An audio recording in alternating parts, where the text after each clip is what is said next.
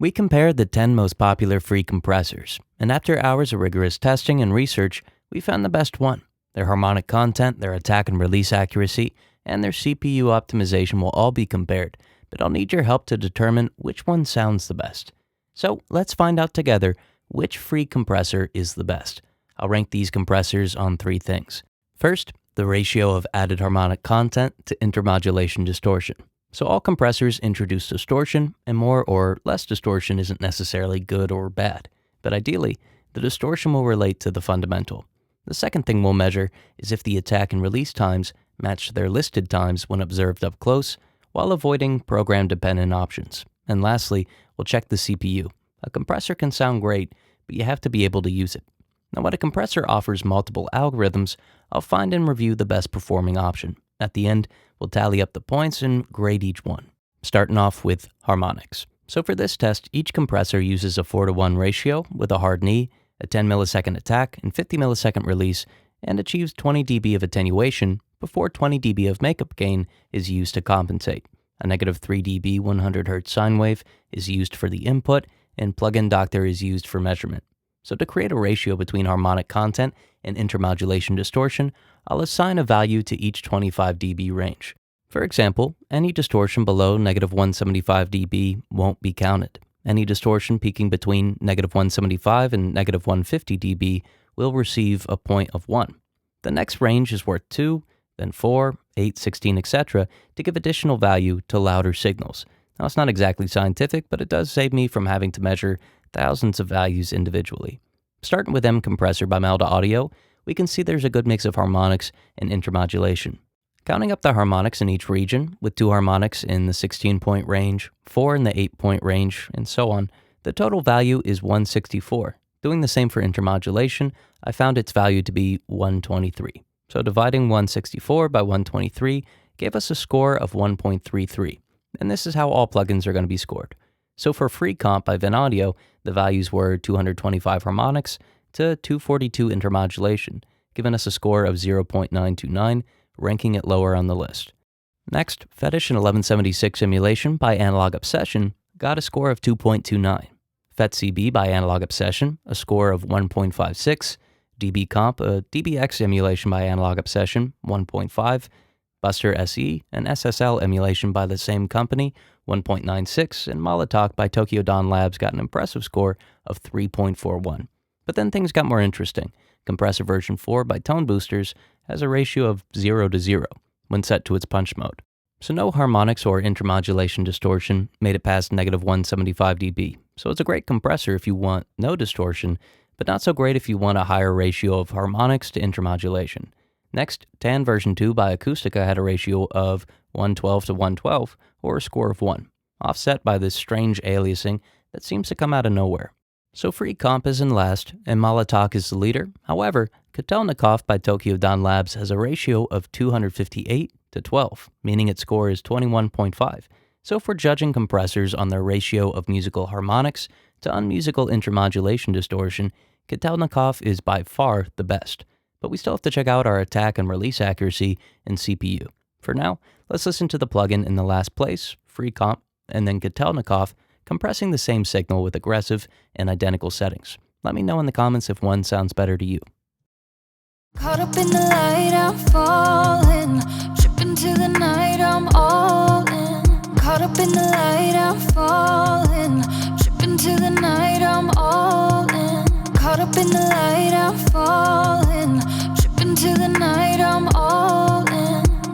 Up next, let's take a look at attack and release accuracy. So in Plugin Doctor, I can observe how long until the maximum amount of compression occurs, or the attack time, and how long it lasts after falling below the threshold or the release.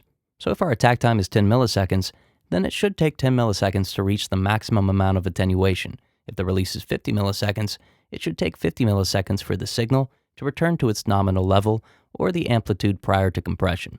Now notice that this should be consistent for various frequencies.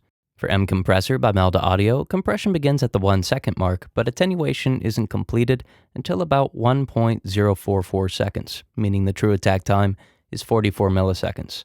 The release time is 50 milliseconds, but the measured true release time is closer to 200 milliseconds. To convert this into a score, I'll divide the intended time by the measured time. If they're completely identical, then the score should be 1, but if they're not, it's going to be lower. So M Compressor received a score of 0.23 for the attack and 0.25 for the release. FreeComp's 10 millisecond attack was measured at 50 milliseconds and the release at 225 milliseconds, resulting in a score for 0.2 for the attack and 0.22 for the release. For Fetish Analog Obsession's 1176 emulation, the attack had to be 0.8 milliseconds since it was the slowest time that's available. Interestingly though, the measured attack took a total of 75 milliseconds. The release did better with 100 milliseconds, resulting in an attack score of 0.01 but a release score of 0.5. Instead of going through all these, you kind of get how it works by now, but by the end of testing, Molotov had the most accurate attack and release times, whereas FreeComp got the worst score. Let's take a listen to both these plugins on some drums and compare how they affect transients.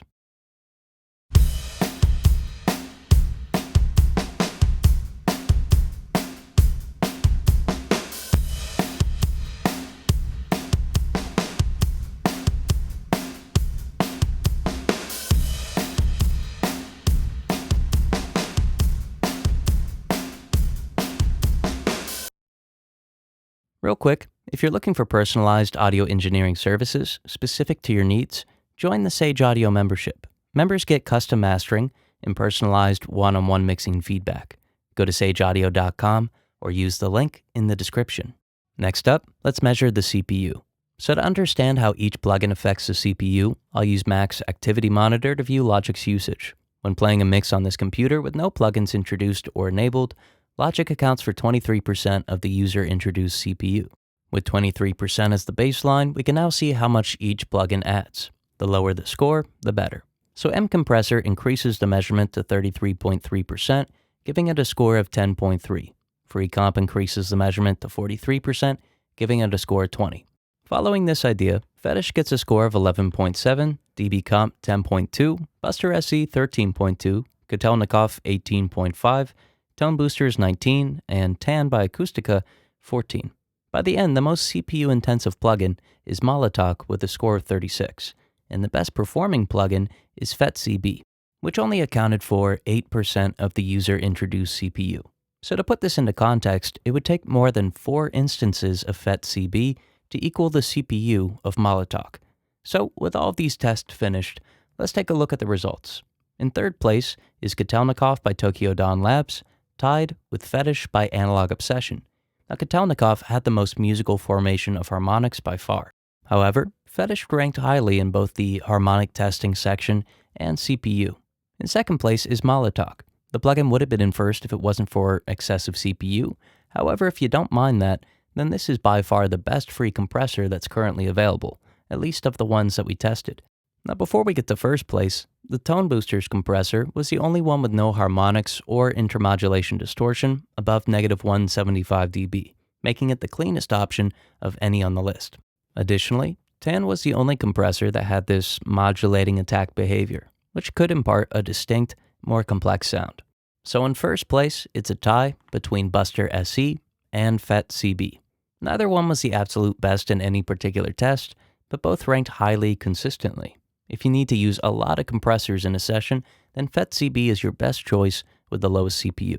But if you're looking for a fantastic SSL VCA compressor emulation, either for individual tracks or an instrument bus, Buster SE is your best option. So let's take a listen to these two compressors on the same signal and with identical settings. Caught up in the light, I'm falling. Tripping to the night, I'm all in. Caught up in the light, I'm falling. Tripping to the night, I'm all in. Caught up in the light, I'm falling. Tripping to the night, I'm all in. As I mentioned earlier, if you're looking for personalized audio engineering services specific to your needs, join the Sage Audio membership. Members get custom mastering and personalized one-on-one mixing feedback. Go to sageaudio.com or use the link in the description.